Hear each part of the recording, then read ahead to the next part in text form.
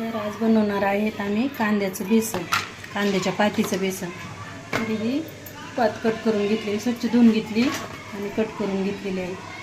तरी हे असं तेल टाकून घेतलं, तेलामध्ये पात परतून घ्यायची छान. आपण कांदा टाकतात ना, तर त्याऐवजी कांदा न टाकता पात टाकायची.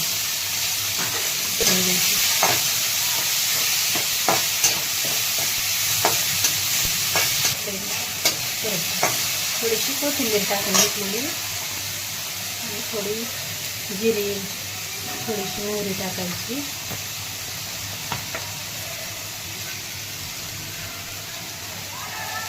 थोडीशी हळद टाकायची.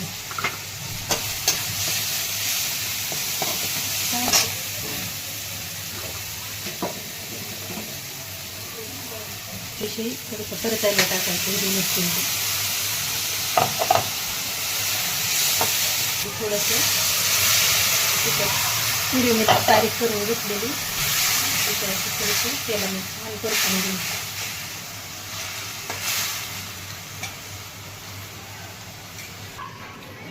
तर हे बेसन पीठ घरच्या डाळीचं दळून आणलेलं आहे. थोडंसं बेसन पीठ घ्यायचं.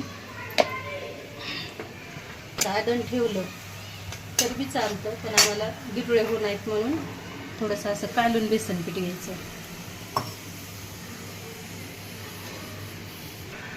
असे ह्या गिटुळ्या ते सगळ्या फुटून निघतात ना, तर त्याच्यामध्ये टाकून घ्यायचं.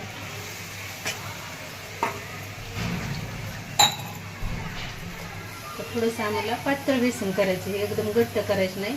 त्याच्यामुळं पाणी टाकून घ्यायचं आपल्याला लागून तेवढं.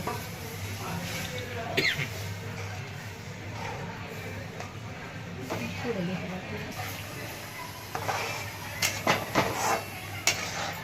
असं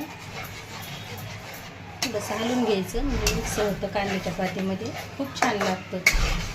तर तुम्ही जर केलेलं नसेल तर या पद्धतीने बेसन करा तुम्ही. खूप छान लागतं कांद्याच्या पातीचं बेसन.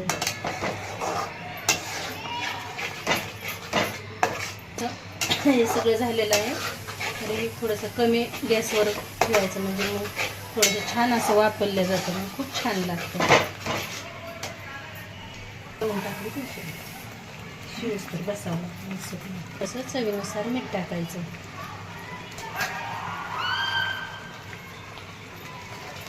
असं छान असं कडून द्यायचं, म्हणजे खूप छान लागतं. जर कडलं नाही तर पिठळ लागतं बेसन.